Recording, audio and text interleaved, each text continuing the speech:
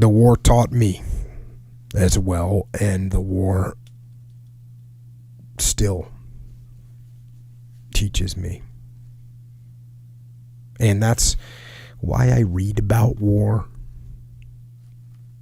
and why I talk about war, and that's why so much of this podcast is about war, because war can teach us. But it's not only war that teaches us. Life teaches us. But that's only if we are humble and open-minded enough and attentive enough to watch and listen and learn from it. Not only from our own paths and the things we go through, but from what we see other people do. It's a teacher. Life is a teacher. And yet, and you see this all the time, there are people that do not learn from life. And they make the same mistakes over and over and over again, just completely unaware of the lessons that are smacking them in the face. Smacking them in the face. And I think that's where you have to flip the switch in your brain, that hardship that you're facing, that trial, that tribulation, embedded in that misery is a lesson. It's a teacher. And it's only a lesson if you're willing to learn from it. And life is a hard teacher. But do your best to listen and to learn from it.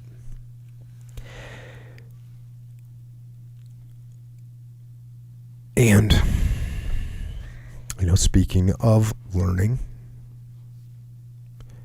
I last Facebook Live got some good questions. Mm-hmm.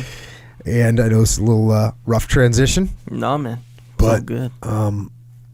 It's just kind of going through all those different people's books, and you can see what war did to them, and you can see the similarities with all of them, that human beings put in really stressful situations, human beings put in life, they have similar outcomes, right? I mean, there's commonalities in it. And I think the more we look for those commonalities, and the more individual the more I look for these commonalities in different people's experiences, the better off I'm going to be, right? The more I'm going to be able to understand what's happening to the world around me. Yeah. Or to the people around me. Yeah. And that's one thing that I think is really important is seeing, when you start talking about the life lessons hitting you in the face, it's always hard. If you're the person that's getting hit, even though you're the person that stands to gain the most from understanding what's going on around you, you're also the person that has the hardest time recognizing it. It's just like when you're sitting outside of an MMA match or an MMA fight, and you as the coach, as the cornerman, you can see what's happening. And the guy that's getting punched in the face, a lot of times they don't see what's hitting him. And they don't think of it as a lesson. They're not taking anything positive away from it. They're getting punched in the face. Yeah. And it's not until someone says, "Hey, the guy's hitting you with a left hook. You're dropping your hands or whatever," so that the person can make a correction. They're not learning from it. They're getting hit, and that's what happens to a lot of us in life. Is we're getting punched in the face, and we don't recognize. We can't step back. We can't detach from being in that situation where we can actually assess what's going on and say, "Oh, okay, I see what's going on here. Yeah, I see what changes I got to make." That's why. And then what happens is, this is what happens. What happens is you say, "Oh, Echo, I see you're going through some hard times. So I go up to you and say, hey, Echo, this is what you're doing. This is what you should change. And what happens? Big ego flare up from Echo. You don't know how I feel. You don't know how I feel. You don't know what's going on. You don't know what it's like. You don't know what it feels like getting punched in the face. Bro, I'm just trying to help you. You don't get it. So what we do, our instinct is to put up defenses even when somebody's trying to help us out. Right. So that means you got to get good at trying to help people out too. Yeah. Because we already know that everyone gets defensive and that everyone's ego flares up. And that when you talk to your friend that's either a vet coming home and he's facing problems, or someone that's having a hard time at work, or someone that's having a hard time in a relationship, or someone that's having a hard time with whatever addiction's gotten a hold of them, all those things, you got to learn how to talk to those people in a way that you're not being offensive to them, which is hard to do because we all take offense whenever somebody tells us that we're doing something wrong. We're all offended by it.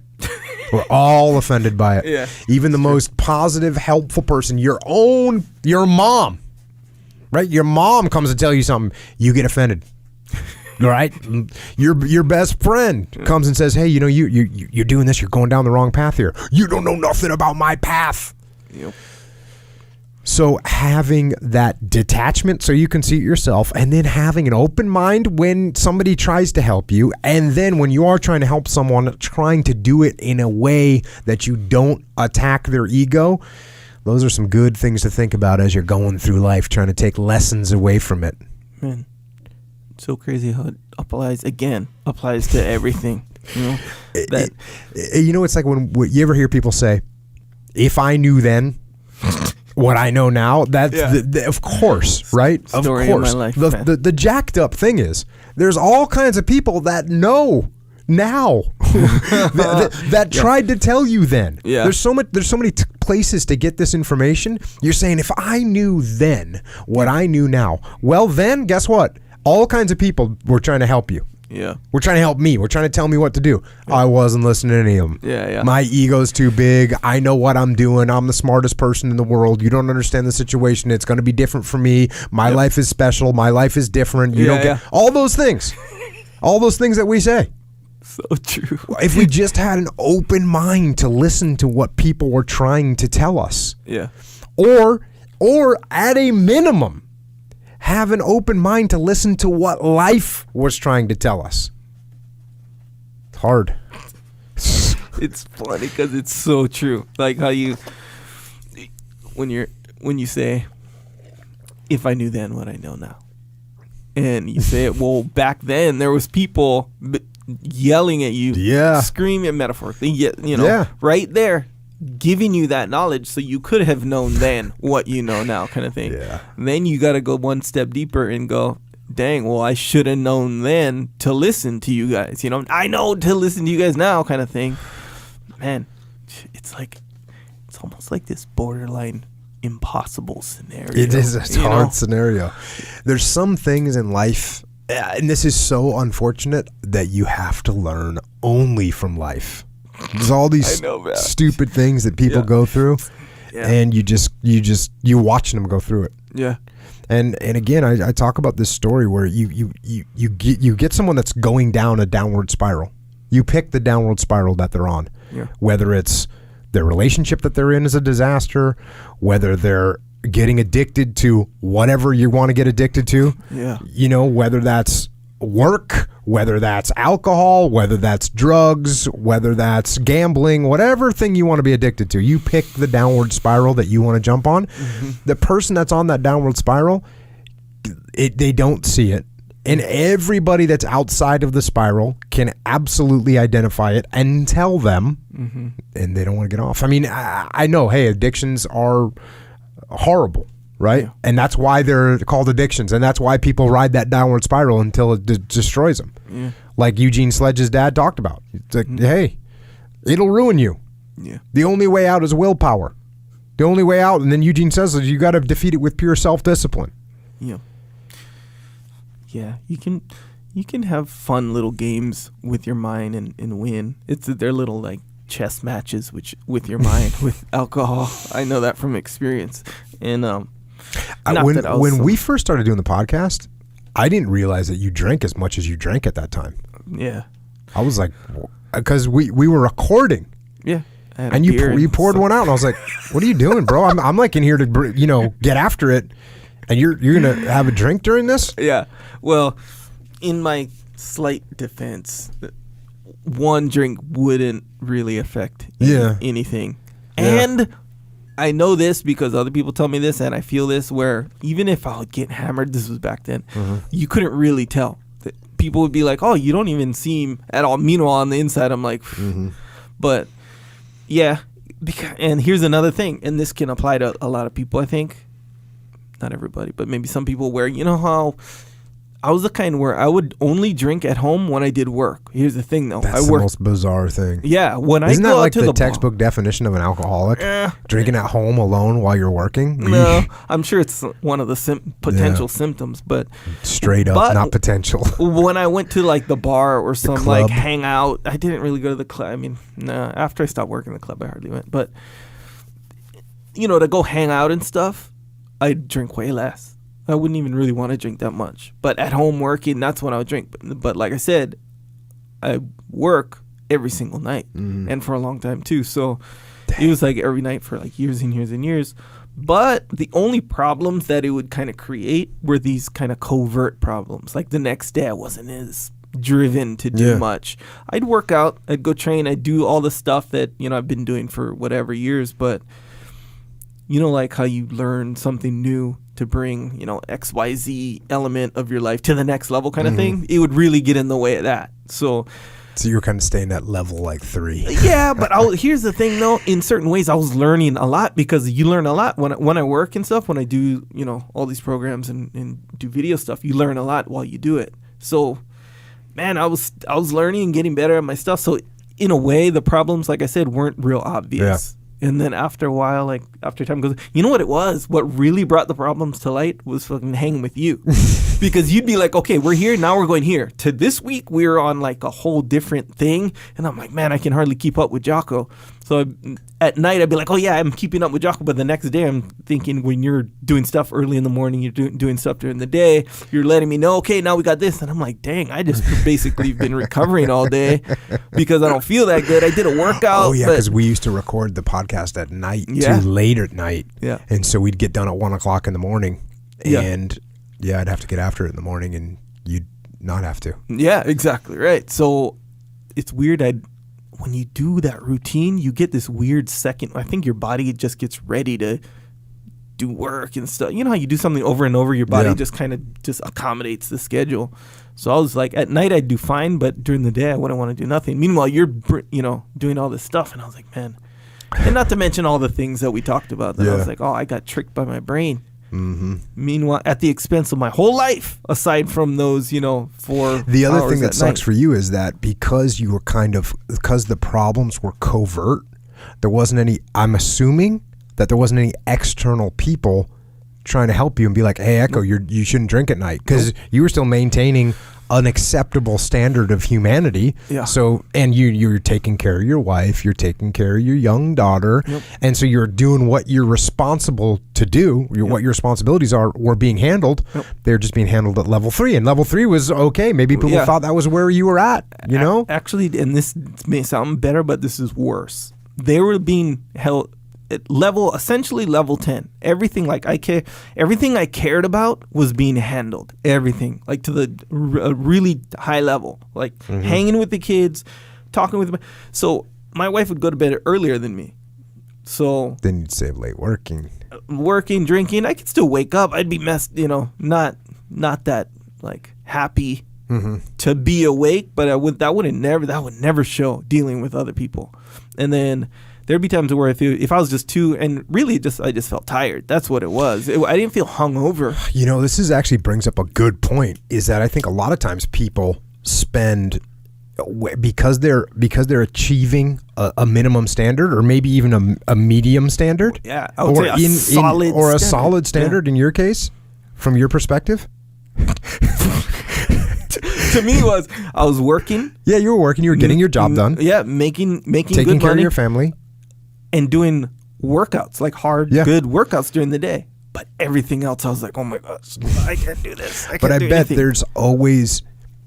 So basically, if you're not looking at yourself with a critical eye, you can get by with a lot as a person, as a human being. You can, if you're not looking at yourself with a critical eye, you are going to get you're not going to reach your potential, because you're not going to push yourself as hard as you possibly can, which is, the MMA fighters. When I was training a lot of MMA fighters, I would tell them, listen, you can train without a coach, and you can train to, let's say you're super disciplined.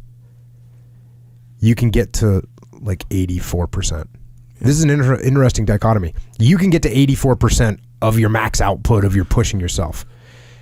A coach is then going to take you to the next level, and he's going to get you to 98%. But this is what's interesting. The last 2% goes back on the individual. So let's say I'm training you for jiu-jitsu tournament.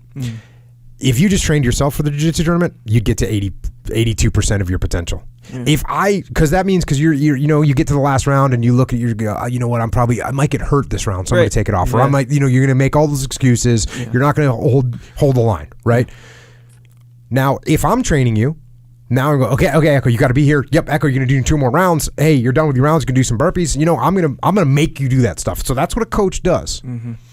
But then you take that's going to get you to 98%. But the last 2% is back to you, because I can't make you do the burpees as hard as you can. I can make you do them, but I can't make you do them as hard as you can. I can make you do another round on the mat, but I can't make you do it as hard as you can. I can't make you try moves that you don't feel like trying. Yeah. So it takes a little teamwork in those situations. Yeah. And that's something I definitely saw with MMA fighters is, without a coach, they're not going to push themselves hard. Yeah. With a coach, they'll push themselves harder. But if you're going to be a champion, you got to get that last 2% yourself. Yeah. And what's crazy is you can kind of make someone your coach even if they don't know it. You know how I think you'd kind of know that you're kind of the coach, as far as, because you're a coach to probably anyone who interacts with you on a regular basis. They're going to kind of, at the very least, look at you and know that you wake up early and get a lot done for a reason, by the way. So they know that. So it's kind of like, okay, I can follow suit. I can take cues from Jocko in this way, and I can improve. It doesn't have to be in the exact things that you're doing, but just the stuff that they do. So I think if you actively do that, I'm speaking from a place of supreme luxury, by the way, in regards to this, where, I'm like, you're talking about it directly to me every single week. And I'm like, yes, sir. And I go back and try my best to apply it to my stuff. So, of course, but you can do that even if you watch someone on, I don't know, online or something, or you read it. How people do like blogs and stuff like that. If you're like a subscriber to a specific blog and you really like, to the way they do things or whatever, you can get that same effect in a smaller way, I think. But you can get that same effect. You can definitely. But you got to be like conscious of it though. And how you say, like, you have to have your own self, like, it's self-discipline for sure, but what did you say? You just said it. Self-awareness. Look at yourself with a critical eye. Yeah. That you got to do that. And here's the opposite of that. In my opinion, and from what I've seen, the enemy of looking at yourself with a critical eye is being good at justifying stuff. Yeah. Especially, you know how they say smart people are dangerous in that way because they're really good at justifying. Because rationalizing something and justifying something is exactly what it is. It is exactly what that says. It's justifying it. Yeah. Are you justified in XYZ? And if you are, you are. So if you can justify something to yourself and you're good at it, it's okay. In your mind, it's literally okay. It's not a good situation to be in. It's very dangerous. Yes. It's very dangerous. Critical eye. Careful. Gotta use the critical eye. That's a good one. Let me write that down. Call yourself out. Yeah. If you want to reach your maximum potential and move from level 3 to at least level 8. Yeah, man.